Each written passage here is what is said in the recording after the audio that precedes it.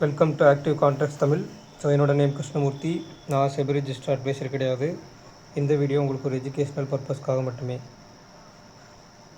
So வர்ற ஜூலை 6 அன்னைக்கு நம்மளுக்கு சரிங்களா, கரெக்டாக ஜூலை 6 6ஆம் தேதி நம்மளுக்கு நெக்ஸ்ட் பேட்ச் வந்து ஸ்டார்ட் ஆகுது, மந்த்லி செஷன்ஸ். ஸோ மந்த்லி கிளாஸஸ்க்கான டாபிக்ஸ் எல்லாமே இதுதான். இதை பற்றின ஒரு ப்ரீஃப்லி எக்ஸ்பிளைன் வீடியோவை வந்து மாஸ்டர் இன் ஆப்ஷன் ட்ரேடிங் அப்படின்ற ஒரு வீடியோ வந்து நம்ம ஆல்ரெடி போட்டிருப்போம் சேனலில். ஸோ டீட்டெயில்டாக வேணும் அப்படின்னு சொல்கிறவங்க அதில் வந்து இடையில் இருக்கும் ஒரு சில நாட்களுக்கு முன்னாடி மாஸ்டர் இன் ஆப்ஷன் ட்ரேடிங் சொல்லி போட்டிருப்போம். அதை பார்க்குறவங்க விருப்பமுள்ளவங்க பார்த்துக்கலாம். இல்லை வாட்ஸ்அப்பில் டீட்டெயில்ஸ் வேணும் அப்படின்னு கேட்டிங்க அப்படின்னா 7904877610 அப்படின்ற நம்பருக்கு வாட்ஸ்அப் பண்ணி கோர்ஸஸோட மேலும் டீட்டெயில்ஸ் வாங்கிக்கிங்க. ஸோ முக்கியமாக சப்ஸ்கிரைப் பண்ணாமல் பார்க்குறவங்க சப்ஸ்கிரைப் பண்ணிவிட்டு பாருங்கள். அண்ட் அகெயின் வந்து நம்மளுடைய பிகினர்ஸ் கைடு அப்படின்ற ஒரு தனியாக ப்ளேலிஸ்ட் இருக்குது. ஸோ அந்த ப்ளேலிஸ்ட்டில் நிறைய வீடியோஸ் இருக்குது. ஸோ அதை பார்த்தீங்கன்னா உங்களுக்கு கொஞ்சம் யூஸ்ஃபுல்லாக இருக்கும். ஸோ நேற்றுக்கு நம்மளுக்கு 24,800 900, அதாவது 24,800 அப்படின்றது ஷார்ட் ரேஞ்சோட பாட்டம் அண்ட் 24,900 அப்படின்றது ஷார்ட் ரேஞ்சோடைய டாப் சொல்லியிருந்தோம். இப்போ இதில் ஒரு நம்ம 2 பாயிண்ட் ஆஃப் வியூஸ் இருந்தோம். அதாவது ஒரு பாசிட்டிவ் ஓப்பன் ஆனால் அங்கேருந்து மேலே போய்ட்டு கீழே வருது, இல்லை ஓப்பனுக்கு கீழே வருது. அதேமாரி நெகட்டிவ் ஓப்பன் ஆனால் திருப்பி மேலே வருது, இல்லை ஓப்பனுக்கு கீழே இருந்தால் கீழே எவ்வளோ தூரம் போவாங்க அப்படின்றதில். ஸோ அதில் பார்த்தீங்கன்னா ஒரு negative open, gap down open, ஒரு ஸ்லைட்லி கேப் டவுன் ஓப்பன். அங்கே என்ன ஆயிருக்காங்க, கீழே ஓப்பன் ஆகிட்டு ப்ரீவியஸ் க்ளோஸ்க்கு மேலே வந்து அகெயின் நம்ம 900 கட் பண்ணி 950 வரையும் போயிருக்கு. இப்போ இதை வந்து காலையில் ஓப்பனிங்கில் நம்மளுக்கு அதாவது 827 சம்திங், அதாவது இந்த எஸ்டர்டே லோ இருக்குது பார்த்தீங்கன்னா, அந்த எஸ்டர்டே லோ இருக்கும்போதே நம்மளுக்கு ஒரு கன்ஃபர்மேஷன். ஓப்பனுக்கு மேலே எஸ்டர்டே லோவுக்குள்ளே வந்துட்டாங்கனாலே என்ன பண்ணுறாங்க, அந்த மல்டிப்புள் ஆங்கிள் புட் ஆப்ஷன் இருக்கு இல்லையா, அதுக்கு ரியாக்ட் பண்ணுறாங்கன்னு அர்த்தம். So at the same time open மார்க்கெட்லேயே நம்மளுக்கு 24,800 கால் அண்ட் புட் ரெண்டு பேருமே மீட் பண்ணிவிட்டு அகைன் அந்த இடத்துலேருந்து ஒருத்தருக்கு இன்னொருத்தர் ப்ரைஸ், அதாவது கால் ஆப்ஷன் அப்படின்றது ப்ரீவியஸ் க்ளோஸ்க்கு மேலேயும், புட் ஆப்ஷன் அப்படின்றது ப்ரீவியஸ் க்ளோஸ்க்கு கீழேயும் வர ஆரம்பிச்சிச்சு. ஸோ இதை நோட் பண்ணி பார்க்கணும்.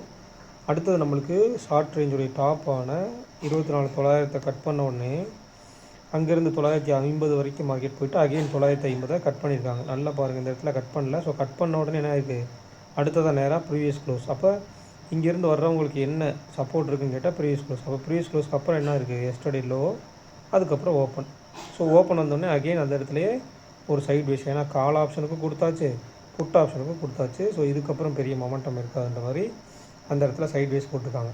இப்போ இந்த மீன் ரிவர்சல் அப்படின்றது இந்த இடத்துல நடந்திருக்கு கரெக்டாக. ஏன் அப்படின்னா நம்மளுக்கு இந்த இடத்துல ஒரு லெவல் இருக்குது.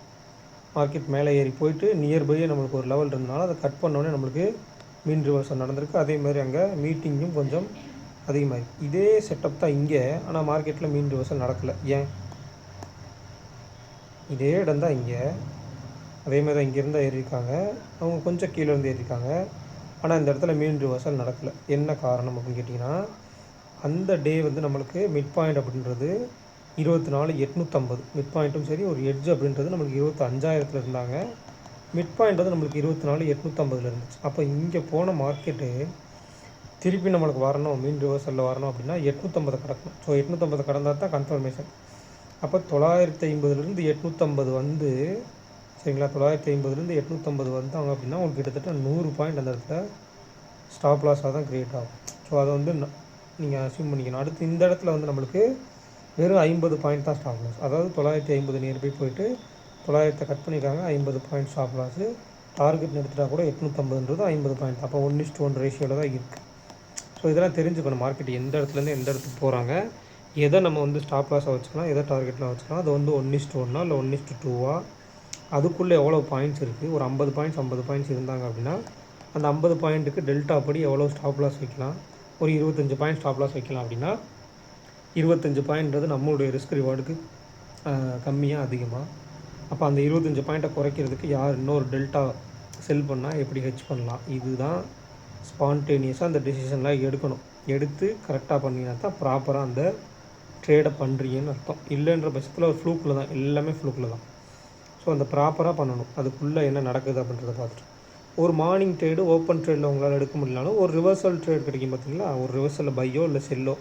ஸோ அதுக்குள்ளே வந்து நம்ம கால்குலேட் பண்ணி பண்ணலாம் தாராளமாக. அப்போ மார்னிங் ட்ரேடை தவிர்த்துறது அப்படின்றது ஒரு சில பேர் இல்லை எனக்கு ரொம்ப ஸ்பான்டேனியஸாக டெசிஷன் எடுக்க வராது அப்படின்னு நினைக்கிறவங்க வந்து மார்னிங் ட்ரேட் விட்டு அடுத்தது ரிவர்சலுக்கு ட்ரை பண்ணலாம்.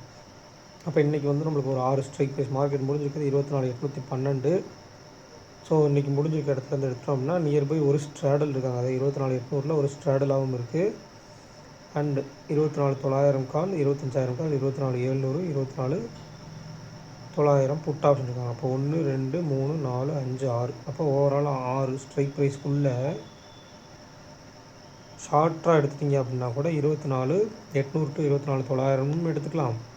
ஏன்னா மார்க்கெட் மேலே போயிட்டு ஒரு மீன் ரிவர்சலில் முடிச்சுக்கிறாங்க. திருப்பி ஒரு சின்ன அப்போ கொடுத்துட்டு கூட அகைன் திருப்பி வரலாம். அப்போ 24,800, 24,900 அதுதான் டேபிளில் இருக்காங்க. டேபிளில் வந்து ஃபஸ்ட்டு 2 ஸ்ட்ரைக் ப்ரைஸ் ஸ்ட்ராடலாக இருந்துச்சுன்னா ஸ்ட்ராடலாகவே எடுத்துக்கலாம், நீங்கள் தப்பு கிடையாது. ஸோ அது ஒரு ஸ்ட்ராங்கிளாக இருக்குன்னா ஸ்ட்ராங்கிளாக எடுத்துக்கலாம். அப்போ 24,800 நேற்றுக்கு போட்ட மாதிரி நம்ம போட்டுடலாமா? ஒரு ஸோ 24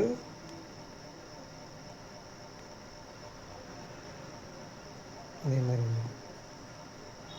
அப்போ 24,800 அப்படின்றது ஷார்ட் எட்ஜோட பாட்டம். அண்டு 24,900 அப்படின்றது ஷார்ட் எட்ஜோட டாப். சரிங்களா? அடுத்து 24,850 அப்படின்றது ஷார்ட் எட்ஜோட மிட் பாயிண்ட். ஓகேங்களா? அடுத்து ஒய்டராக இருக்கக்கூடிய எட்ஜ், அதாவது 24,700 டு 25,000 இப்போ எடுத்துக்கலாம். இப்போ 24,700 அப்படின்றது ஒய்ட் எட்ஜோட பாட்டம். அடுத்து 25,000 அப்படின்றது ஒய்ட் எட்ஜோட டாப். அதுக்கப்புறம் இதனுடைய மிட் பாயிண்ட் 24,850 அப்படின்றது ஒய்ட் எட்ஜோட மிட் பாயிண்ட். அப்போ இந்த ஒய்ட் எட்ஜ் ஷார்ட் எட்ஜ் ரெண்டுத்துக்கு யார் வராங்க? 24,850. ஸோ இந்த இடத்துல ஒரு கால் அப்படின்றது அதிகபட்ச இடத்துல இருக்காங்க. புட் ஆப்ஷன் ரைட் பண்ணிக்காங்க. அதாவது நம்மளுக்கு 24,900 வரைக்கும் ஐடிஎம் புட் ஆப்ஷன் வரைக்கும் டேபிளில் ஒரு கீழே இருக்காங்க. கிட்டத்தட்ட நம்மளுக்கு ஒரு 6வது இடத்துல இருக்காங்கன்னா ஒரு சின்ன பாசிட்டிவ் நோட் கொடுத்தாலுமே கூட அப்போ மேலே போய் 812 இல்லை 850லையோ 850 ஓப்பன் ஆகிட்டு திருப்பி ரிவர்ஸ் ஆனால் என்ன அர்த்தம்? அந்த இடத்துல 850க்கு மேலே நிற்கலை கீழே வர்றாங்க அப்படின்னாலே ஃபர்தராக ஒரு டவுனுக்கான பாசிபிலிட்டிஸ் இருக்குன்றது அர்த்தம். அதே மாதிரி 800 அப்படின்றது ஷார்ட் எட்ஜோட பாட்டம். இது ரெண்டுத்துக்கு கீழே நின்னால் அடுத்தடுத்த ரேஞ்சஸ் என்னென்னு பார்க்கணும். அப்போ 800 புட் ஆப்ஷனுடைய க்ளோஸ் வந்து 82 அப்படின்னா 24,712 அப்படின்றது ஷார்ட் ரேஞ்சோட பாட்டம். அடுத்து 900, 24,900, அப்புறம் 24,942 அப்படின்றது ஷார்ட் ரேஞ்சுடைய டாப். அதுக்கப்புறமா 24 இந்த இடத்துல என்னாச்சு? 42 + 82 அப்படின்றப்போ 124. அப்போ 24,900 + 124 25,024 அப்படின்றது ஒய்ட் ரேஞ்சோட டாப். ஸோ அதே 124 வந்து உங்கள்கிட்ட மைனஸ் பண்ணிக்கலாம். அப்போ கிட்டத்தட்ட 100 + 200 676. அப்போ 24,676 அப்படின்றது ஒய்ட் ரேஞ்சோட பாட்டம். அப்போ ஒரு ரேஞ்ச் இருக்காங்க மார்க்கெட்டில், மல்டிபிள் ஸ்ட்ராங்கிள் காலும் இருக்குது. சரிங்களா? அதாவது நடந்து முடிஞ்ச மார்க்கெட்டுக்கு மல்டிபிள் ஸ்ட்ராங்கிள் கால் கொடுத்துருக்காங்க. ஒரு சைட்வேஸில் போட்ட மார்க்கெட். அப்போ காலை வந்து மேலேருந்து ஒரு செல் அடித்து கொஞ்சம் நெருக்கியிருக்காங்க. அதே சேம் டைமில் புட் ஆப்ஷனையும் கொஞ்சம் செல் பண்ணியிருக்காங்க. 24,700, 800, 900. சரிங்களா? அப்போ மேலே வந்து 800 இருக்காங்க, 900 இருக்காங்க. அதே மாதிரி கீழே வந்து 700 இருக்காங்க, 800 இருக்காங்க. அப்போ 700 புட் ஆப்ஷன் ஒரு நிமிஷம். அப்போ இந்த இடத்துல வந்து 900 காலன் புட்டு ரெண்டுமே இருக்காங்க, 800 காலன் புட்டு ரெண்டுமே இருக்காங்க. அதுக்கடுத்து கீழே வந்து 24,700 புட் ஆப்ஷன் கொடுத்துருக்காங்க. அப்போ ஒரு நெருக்கடிக்குள்ளே இருந்தாலும் நாளைக்கு இம்பைட் வால்டிலிட்டி இருந்தாங்கன்னா மார்க்கெட் ஒரு ஹைலி வால்டைலாக இருக்கும். மிட் பாயிண்ட் கீழே இருக்கும் பட்சத்தில் நல்ல ஒரு டவுன் ட்ரெண்டாக கொடுத்து அகைன் புட் ஆப்ஷனுடைய ப்ரீமியத்தை கிடைக்கிறதுக்கும், மேலே இருக்கும் பட்சத்தில் அப் ட்ரெண்ட் கொடுத்து கால் ஆப்ஷனுடைய ப்ரீமியம் கிடைக்கிறதுக்கும் சான்சஸ் இருக்குது. ஸோ அப்போ என்னென்ன மாதிரி பாசிபிலிட்டிஸ்ன்றதை முதல்ல எடுக்கணும். ஒன்று, அந்த பாசிபிலிட்டிஸ்குள்ளே எப்படி ஓப்பன் ஆனால் நீங்கள் எப்படி ரியாக்ட் பண்ண போகிறீங்கன்றதை நீங்கள் கணக்கிடணும். 2, இதெல்லாம் தான் ரொம்ப ரொம்ப முக்கியம். அடுத்து ஒரு நாளைக்கு 1 or 2 ட்ரேட்ஸ்ன்னு சொல்லி கணக்கு வச்சுக்கணும். இன்றைக்கெலாம் நம்மளுடைய ஸ்டூடெண்ட்ஸ் வந்து ரொம்பவே பாராட்டக்கூடிய விஷயம், நிறைய பேர் வந்து அகெயின் 2வது ட்ரேட் மார்க்கெட் கொடுத்தாலும் மார்னிங் ஃபஸ்ட்டு ட்ரேட்லேயே அவங்களுடைய ப்ராஃபிட்டை முடிச்சுட்டு அதோட ஜஸ்ட் மார்க்கெட்டை பார்க்க ஆரம்பிச்சாங்க. ஏன்னா ஓப்பன் மார்க்கெட்லேயே அவங்க தெரிஞ்சிருந்துச்சு 900 வரைக்கும் ரீச் பண்ணுவாங்க அப்படின்றப்ப பையர்ஸ் எல்லாருமே கால் ஆப்ஷனை பை பண்ணதும் செல்லர்ஸ் எல்லாமே புட் ஆப்ஷனை செல் பண்ணி ப்ராஃபிட் பண்ணியிருந்தது ரொம்பவே நல்லதாக இருந்துச்சு. So call option side 13, put option side 16, put option side கொஞ்சம் ஹையராக இருக்காங்க அப்படின்ற பட்சத்தில் நாளைக்கு இந்த மிட் பாயிண்ட்டுக்கு கீழே ஓப்பனுக்கு கீழே மார்க்கெட் நின்றுச்சு அப்படின்னா ஒரு டவுன் சைட் பாசிபிலிட்டிஸ் ஒயிட் எட்ஜோட பாட்டம் இருக்குது, அது வரைக்கும் ரீச் பண்ணுறதுக்கு கூட வாய்ப்புகள் இருக்குது. ஏன்னா ஒயிட் எட்ஜோட பாட்டம் நேற்றுக்கு வரைக்கும் நம்மளுக்கு 24,800, இன்றைக்கி என்ன பண்ணியிருக்காங்க 24,700 கொஞ்சம் எக்ஸ்டர்ன் ஆகிருக்கு. ஸோ மார்க்கெட் வந்து டவுன் ட்ரெண்டுக்கு பாசிபிலிட்டிஸ் இருக்கா, அப்போ ஒரு புட் ஆப்ஷன் ஒரு ஓப்பன் மார்க்கெட்லேயே வந்து 0 to 0 நடைபெறதுக்கு சான்சஸ் இருக்கான்னு பார்க்கணும். அடுத்ததான் நம்மளுக்கு பேங்க் நிஃப்டி. ஸோ பேங்க் நிஃப்டியை பொறுத்த மட்டும் நம்மளுக்கு அவங்க பாசிட்டிவ் க்ளோஸ் நல்லா தெரிஞ்சுக்க. ஒரு மார்க்கெட் வந்து இந்த இடத்துல ஒரு நிஃப்டி வந்து மேலே ஏறிட்டு அகைன் கீழே வந்து ஒரு சைட் வேஸ் போட்டதுக்கு காரணம் பேங்க் நிஃப்டி. ஏன்னா நிஃப்டி வந்து மைனஸில் இருக்காங்க, பட் பேங்க் நிஃப்டி என்ன இருக்காங்க ப்ரீவியஸ் க்ளோஸ்க்கு மேலேயே தான் சஸ்டெயின் இருக்காங்க. ஸோ இந்த இடத்துல பார்த்தீங்கன்னா தெரியும் ப்ரீவியஸ் க்ளோஸ்க்கு மேலேயே தான் அவங்க சஸ்டெயின் ஆகிருக்காங்க. நிஃப்டி மாதிரி ப்ரீவியஸ் க்ளோஸ் கீழே பெருசாக அவங்க ட்ரேட் நடக்கலை, ப்ரீவியஸ் க்ளோஸ்க்கு மேலே தான் நடந்திருக்கு. அப்போ அந்த இடத்துல என்ன இருக்குது, ஒரு இண்டெக்ஸ் ரேஷியோ கான்ட்ரடிக்ஷன் நடந்திருக்கு. ஸோ அவங்க முடிஞ்சிருக்க இடம் 55,800, 55,800 காலும் இருக்குது, 55,800 புட்டும் இருக்குது இந்த இடத்துல. அப்போ ஒரு ஸ்ட்ராடல் கணக்கில் தான் இருக்காங்க. அதாவது 55,500 இருக்கு இல்லையா, 55,500க்கும் 56,000க்கும் இடைப்பட்ட இடம் 55,700 அண்ட் 55,800, இது ரெண்டுத்தையுமே ஸ்ட்ராடல் போட்டுருக்காங்க.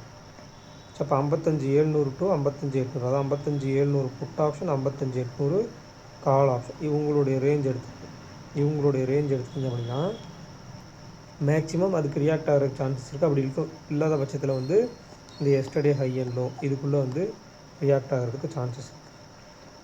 ஸோ இவங்களுடைய இம்ப்ளைடு வால்டிலிட்டி நாளைக்கு ரொம்ப முக்கியம். பேங்க் நிஃப்டி அதாவது நிஃப்டி 0 to 0க்கு.